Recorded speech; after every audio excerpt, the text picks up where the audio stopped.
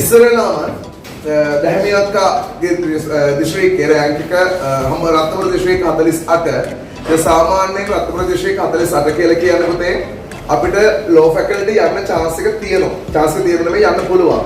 දැන් සමහර ලෝ කොලෙජ් තුන අපිට ලෝ තියෙන කැම්පස් තුනක් තියෙනවා. කොළඹ විශ්වවිද්‍යාලයයි ඊට පස්සේ පේරාදෙණි විශ්වවිද්‍යාලය සහ ඊළඟට යාපනයේ විශ්වවිද්‍යාලය. දෙයියනේ කියලා තුනෙන් කොහාට හරි යන්න පුළුවන්. පොඩි අවුලකුත් නැහැ කියලා පොඩි අර. යාපනයට උඩ ගැලපෙන පුතේ පෙනුම තියෙනවා. හරිද? තුන් දෙනාගේ පුතේ පෙනුම තියෙනවා. හරිද? කොළඹ යන්න පෙනුම නැහැ මගේ පුතේ. ගැලපෙන විදියටම යාපනයට යන්න ගැලපෙන විදිය තියෙනවා පුතේ. ඒක නිසා කිසි කරදරයක් නැතුව යාපනය ආවුණා දොන්ට ගිහිල්ලා වැඩ කටයුතු කරගෙන යන්න පුළුවන්. මේ ඉතින් මම අක්කඩ ආරාධනා කරනවා නංගිල මල්ලට පොඩ්ඩක් කතා කරන්න කියලා විශේෂයෙන්ම 27 වෙච්ච එක නිසා ඔයාලට වැඩ කරන්න ඕනේ ඒ ලෙවල් එකේ අයිඩියා ගැන කොහොමද කියලා තමයි ලොකු අයිඩියා එකක් නැහැනේ. තේරුණාද? දැන් 26 බැච් එක කරන් යම්කිසි අදහසක් තියෙනවා මෙන්න මෙහෙම කරන්න ඕනේ කියලා. 27 කට්ටියට වැඩ කරන්න විදිය තියා තාම සබ්ජෙක්ට් ගැනවත් තමයි අයිඩියා එකක් නැහැ. තේරුණානේ? සමහරු කියන්නේ කට්ටම අපෝ ඉතිහාස කරන්න බෑ සෙල් එක නැහැ කියලා. හරිද? දැන් ඒක බොරුවක් කියන කාරණය ඔයාලට මේ අදම දීපු රිසර්ච් වල නුත් දෙේ පේන්නේ නැති. හරිද? මෙහි වුණත් ආර්ට්ස් වලින් ලෝ ෆැකල්ටි ගියපු ළමයි 7 දෙනෙක් ඉන්නවා කියලා එකක් චූටි පන්තියක පොතේ දෙවැත්ත ප්‍රමාණයක්. ඒ නිසා ඒන් එකක් කෙනෙක් තමයි මේ අක්කා. ඒ නිසා අක්කට ආරාධනා කරනවා චූටි මැනිකලට පොඩක් කතා කරන්න කියලා කතා කරලා තමගේ අත්දැකීම් නංගිල මල්ලට ලබා දෙන්න කියලා නංගිල මල්ලිලගේ උසස් පෙළ අධ්‍යාපන කටයුතු සාර්ථක කර ගැනීම සඳහා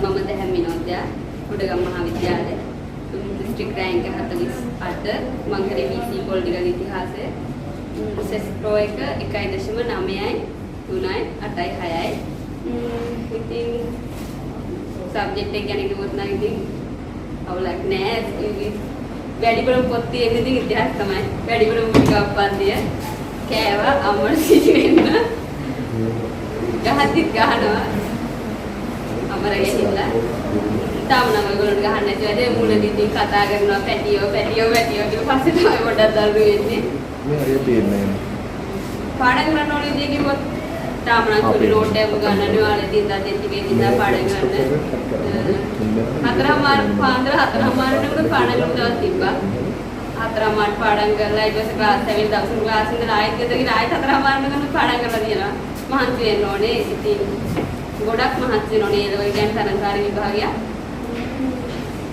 ඔයගොල්ලන්ට බැරි නෑ හැමෝටම පුළුවන් ටාගට් එකක් තියාගන්න. තමන් මේ තැනට යනවා කියලා හිතාගන්න. ඒතකොට ඉතින් ඒම් එකක් තියාගෙන දැන් මෙන්න වැඩ කරන විදියට කියන්නේ තාම පට ඉස්සල්ට ආවෙත් නෑනේ. මේ ලියපු ගමන් ඉතින් මුලින් ඉඳන් වැඩ කරන්න. ඒ අර මුලදී පටන් ගන්න ගැම්ම අන්තිම වෙනකම් තියාගෙන යන්න.